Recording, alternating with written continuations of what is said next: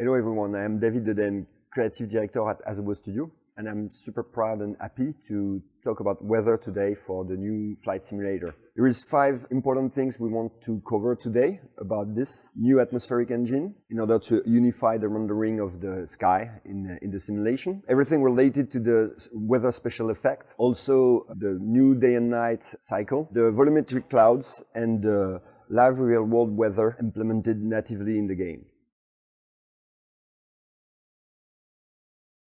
So, to start with the new atmospheric simulation, we had to completely restart from scratch this aspect of the sim, because we really wanted the lighting of the world to be as realistic as possible and to take advantage of new techniques coming from the video game industry to make this as best and as realistic as possible. So, in this case, the new scattering systems allows us to unify all the different sources of light and to render all of them all together. Typically, the sunlight, the moonlight, the starlight, the city lights, all of those things are informed by the air density, by the humidity of the air, even sometimes by the pollution. And all those different layers of atmosphere are taken in account to scatter all the photons coming from those different light sources. So the shadows have also been really improved. Now the mountain casts shadow on the clouds, the clouds cast shadow on the mountains, the clouds cast shadow on themselves, and all of those different layers of clouds cast shadow on the ground, which gives a general feeling of realism which is never seen before. So now, what about the new weather special effect? We've got now a fully volumetric 3D rain natively in the game. We also have a volumetric rainbow scattering. It's really based on what would happen in real life. If you have the right context, the right level of humidity, typically rain, and the right angle, you will see a rainbow where you would see it in real life. At the level where actually, as in real life, most of the time there is an echo to the first rainbow, and you can see it in-game. You can see the echo of the first rainbow propagating in the atmosphere, because it's a scattering calculation, so it works as in real life. So the rain impacts also the cockpit itself. Each water drop on the windshield is informed by the speed of the plane or the thrust of the engine. Depending on this, you will see each drop of water being stretched on the windshield, which is pretty neat. We also have a fully volumetric fog. We also have the icing, depending on the real-life parameters and context. So we will see the ice propagating on the wing, and with all the systems that allows the pilot to de-ice the wing. This clip is cool because it shows what I was talking about. You can see this cloud in the middle of the picture, which is lit directly by the sun, because there is a hole in the cloud ceiling, and the other clouds all around are darker. And it works also for the rain that you can see under the cloud, which is lit directly by the sun too. So we can see the nice movement of the rain. So it's a time lapse, so it has been slightly accelerated in order to demonstrate what I was talking about. Here you can see the rainbow, and if you look at it closely, you can see the echo of this rainbow behind it, again, because it's really based on physical calculation. Here you can see the rain impact the cockpit rendering, and typically the way the water propagates on the windshield itself. And you can see that depending on the speed, the drop of water will be stretched in the direction of the wind, which is pretty neat. So we have also improved the night engine. So now we are talking about a fully yearly based day and night cycle. What it means is that the position of the sun will be really informed by the moment of the year. Summer, the sun will be higher in the atmosphere in the north hemisphere, obviously, and it will be lower during the winter. But it's the same thing for the position of the moon, depending on the moment of the year or the month. Same thing for the stars, which will have their accurate position in the sky. We have also completely revamped the lights on the ground. So the city lights, the road lights, the runway lights, or the airport lights in general, all those lights will also inform the rendering. You can see the clouds being lit by a city by night. And it allows, as a result, VFR navigation by night, which is pretty cool.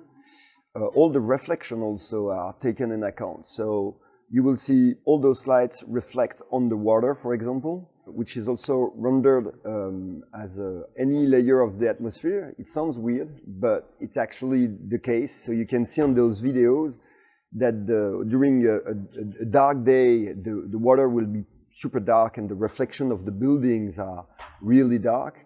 And in a bright day, you can see that suddenly, in this case, the Seattle Bay is pretty colorful, and you can see that the ocean now is at the same spot, much more blue due to the color of the sky and the reflection of the building themselves. It's much more colorful too. So now a few words about the volumetric clouds. To us, they are a little bit the star of the show, because obviously they are super important during a flight. They are generated based on 32 layers from sea level to high altitude. Each of those layers are informed by fuzziness, density, cloud shape, and all those clouds can be seen from any angle. There is no billboard effect. It's truly fully volumetric. They are not only visible from any angle, they are also informed during their life by the updraft, the wind, their dissolution, their formation, that you can see if you observe them exactly like it would be in real life, informed by the real life weather. So it's really neat. Thanks to this system, we basically have a native support of all the cloud types. Depending of the width of the layer or the density of the layers, we can basically display any type of clouds thanks to this system, which is super cool. And we simulated this all around the globe, and the view distance is 600 kilometers, which is really important because especially when you fly in airliners, you can see them from very far, and we still have the same level of accuracy, which is really great. In this video, we can see that even inside the cloud, the density of the cloud can evolve, and that when we go under them, you can see that the clouds cast shadow on themselves. Those two layers of clouds also cast shadow on the ground. On this one, you can see how the updraft informed the formation of this storm. As a result, now I would like to show you this video where we can see the different type of preset we've got in the game.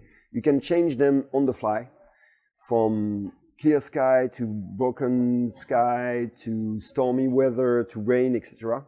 All those presets are accessible directly from the in-game interface. So I would like to show you now something pretty cool that you haven't seen before, is the ability for the user to change seamlessly the time of the day just with this slider. It's real time, no loading, and it's really cool. Hope you enjoyed it. So now a few words about the live real world weather. Based on everything I've said so far on the weather system, the architecture of the rendering of the weather has been made in order to also be able to receive real-world data and to inject those data directly in the engine to represent the real world as close as the data we actually collect all around the world. Those data are somewhere around 60 different layers everywhere in the world. Each of those layers, again, define the level of humidity, density, fuzziness of the different clouds type. We inject that directly in the engine, and it gives us as a result exactly what we would observe in real life. If there is a cold front in real life or hot front in real life, a storm, if it rains somewhere, all of that will be directly injected into the engine and will reflect what happens in real life. So on top of the information related to the clouds themselves, there is also all the information related to pressure, to humidity, to temperatures, to wind gusts. So as a result, we have a native support of jet stream, for example. So your navigation will be based on actual weather information that you will have to take in account, which is super important, typically for airliners, where the navigation is really based on the speed of the wind on higher altitude. So on this video, you can see a screenshot of a website with real-life data, how we put this in the menu of the game, and how you can actually see the exact same clouds in-game. So to conclude this video, there is 3 highlights. The fact that we have a full spectrum weather that you can edit on the fly, real-time, seamlessly. That we have a fully volumetric sky, and also that the live real-world weather data can be injected natively in the engine and gives you exactly what you would have in the real world. So I hope you've enjoyed this video. Thank you for watching. See you soon.